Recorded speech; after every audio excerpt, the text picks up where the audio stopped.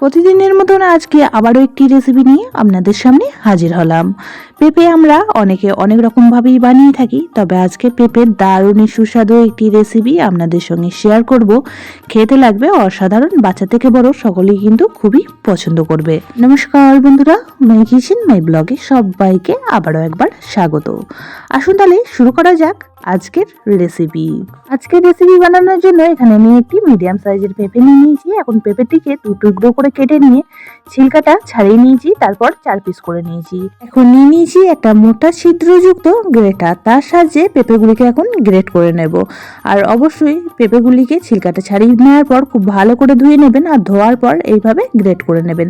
তো সমস্ত পেঁপেগুলি গ্রেট করে নিয়ে ফিরে আসলাম। এখন রেসিপিটি তৈরি করার জন্য গ্যাসের মধ্যে একটা কড়া বসিয়ে দিয়ে দিচ্ছি এখানে 1 চামচ পরিমাণ সর্ষের তেল। আজকের রেসিপিটি সর্ষের তেলেই বানাবো, আর সর্ষের তেলে রান্নাটি করলে খেতে বেশি ভালো লাগবে। তেল গরম হতেই এখানে দিয়ে দিচ্ছি বেশ কিছুটা পরিমাণ বড়ি।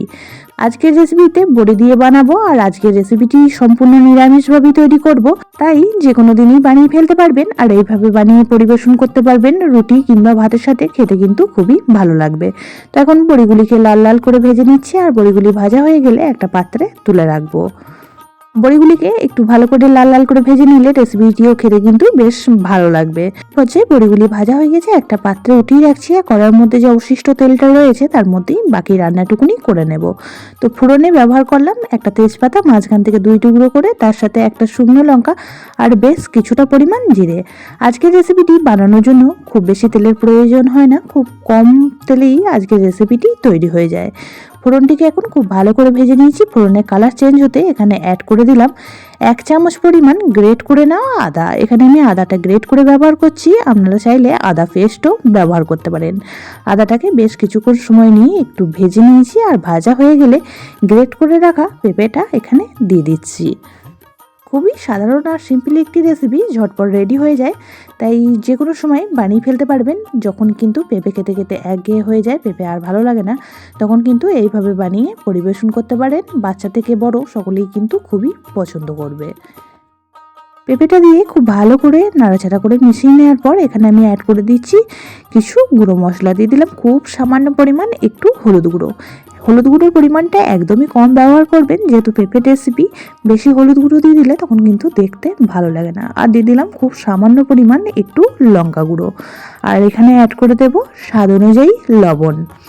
লবণটি দেওয়ার কারণে পেঁপে থেকে অনেকটা পরিমাণ জল বের হয়ে আসবে, আর সেই জলে দিয়ে কিন্তু পেঁপেটা খুব সুন্দরভাবে সিদ্ধ হয়ে যাবে।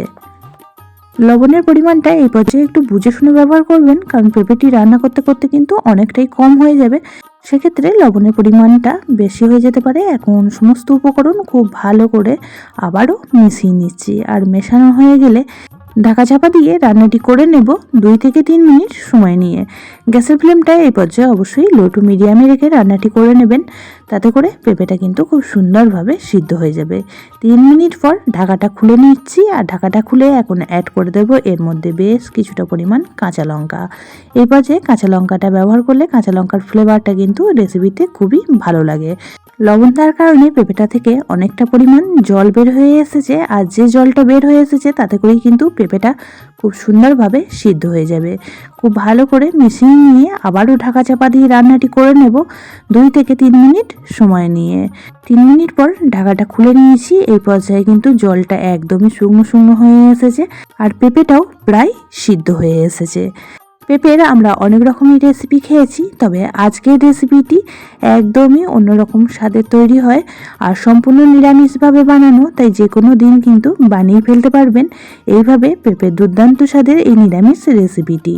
তো এখন আমি দিয়ে দিচ্ছি আগে থেকে ভেজে রাখা বড়িগুলি, আর তার সাথেই দিয়ে দিলাম এখানে খুব সামান্য পরিমাণে একটু চিনি। যেহেতু নিরামিষ রেসিপি তাই একটু মিষ্টি মিষ্টি হলে খেতে বেশ ভালো লাগবে।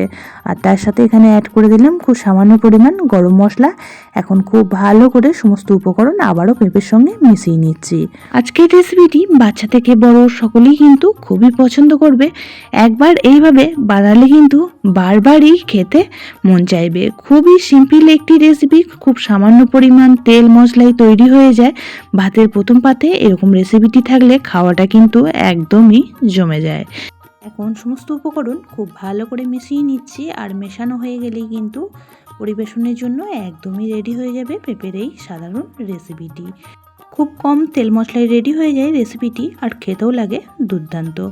এই পর্যায়ে খুব সুন্দরভাবে মেশানো হয়ে গিয়েছে। এখন গ্যাসের ফ্লেমটা অফ করে দেব আর একটা পাত্রে নামিয়ে নেব। আজকের রেসিপিটি কেমন লাগলো অবশ্যই কমেন্ট বক্সে জানাবেন। বেশি ভালো লেগে থাকলে একটা শেয়ার করে দেওয়ার অনুরোধ রইল। সবাই খুব ভালো থাকবেন, সুস্থ থাকবেন। আবারও দেখা হচ্ছে অন্য কোনো ব্লগ বা রেসিপির সাথে। ততক্ষণের জন্য সবাইকে টাটা।